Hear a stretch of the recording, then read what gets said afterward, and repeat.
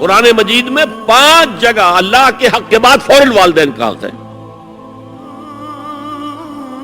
وَقَضَىٰ رَبُّكَ أَلَّا تَعْبُدُوا إِلَّا إِيَّاهُ وَبِالْوَالِدَيْنِ إِحْسَانًا. تیرے رب نے فیصلہ کر دیا ہے کہ اس کے سوا کسی کی بندگی نہیں کرو گے اور والدین کے ساتھ نیک سلوک کرو گے. اللہ کے حکم کے بعد، اللہ کے حق کے بعد والدین کا حق ہے. سورہ لقمان میں انشکر لی ولوالدیک، شکر ادا کرو میرا بھی اور اپنے والدین کا بھی. اور سورہ بنی اسرائیل میں تو کیا تفصیل آئی ہے. اما یبلغن عندک الکبر احدہما او کلاہما فلا تقل لهما اف ولا تنہرهما وقل لهما قولا کریما واخفض لهما جناح الذل من الرحمۃ وقل رب ارحمهما كما ربیانی صغیرا. اگر تمہارے والدین میں سے ایک یا دونوں تمہارے پاس بڑھاپے کی عمر کو پہنچ ہی جائیں، انہیں کبھی اف تک نہ کہنا، دل نہ توڑنا ان کا، چھاتی چوڑی کر کے بات نہ کرنا، ان سے کندھے جھکا کر بات کرنا، ادب سے گفتگو کرنا. قل لهما قولا کریما واخفض لهما جناح الذل من الرحمہ، اپنے کندھوں کو جھکا کر رکھنا.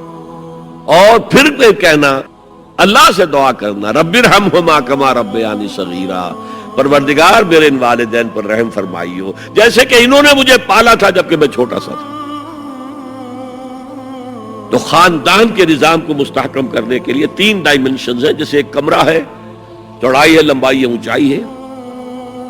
پہلے تو شوہر اور بیوی کے درمیان بانڈ آف لو.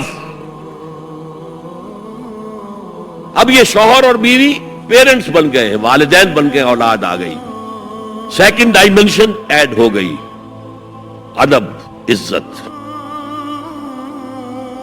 اور بہن بھائی ہے، اخوت، جس کو کہ وہ کہہ رہا ہے جی ویلز بھی، فریٹرنٹی.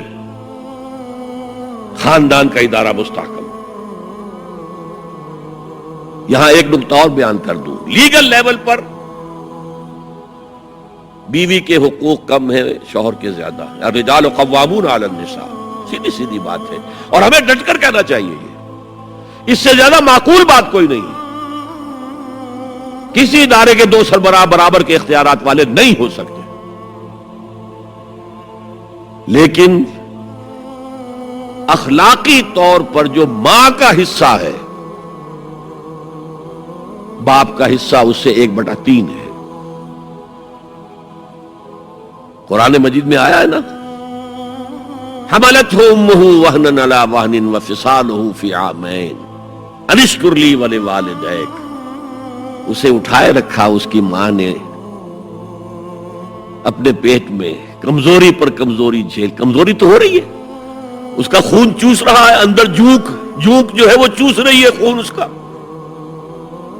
اور سب ماؤں کو تو اتنی نرشمنٹ موجود نہیں ہوتی کہ آپ پریگننسی میں اس کے لیے ضروری نرشمنٹ فراہم کر دیں. وہنن علی وہن، کمزوری پر کمزوری جھیل کر بھی اپنے پیٹ میں اٹھائے رکھا. وفصالہ فی عامین، اور پھر دودھ چھڑانا ہوا 2 سالوں میں. وہ جھونک جو ہے وہ پھر اس کی چھاتیوں سے چمٹ گئی. لہذا اس کا حق 3 گنا زیادہ ہے باپ سے.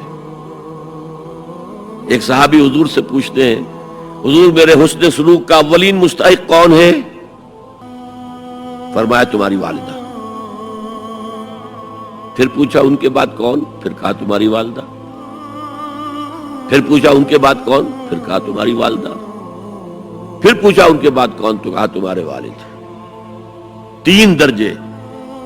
اور یہ جو فرمایا الجنت تحت اقدام الامہات، جنت تو ماؤں کے قدموں تلے ہے، یہ باپ کے بارے میں تو نہیں فرمایا. یہ ہے ایکویشن، بیلنس. اسلام قسط کی بات کرتا ہے، انصاف کی بات نہیں کرتا. انصاف تو یہ کہ آدھی روٹی ادھر دے دو، آدھی ادھر دے دو. انصاف ہے، یہ اچھی چیز ہے. یہ قسط یہ ہے کہ بوجھ اٹھانا ہے تو جو زیادہ قوی ہے اس کو زیادہ بوجھ دو اٹھائے، اور جو کمزور ہے اسے کم بوجھ دو. یہ قسط ہے. تو اسلام نے عورتوں پر ذمہ داریاں کم رکھی، ان کے اختیارات کم رکھے، لیکن اولاد پر حق ماں کا 3 درجے فائق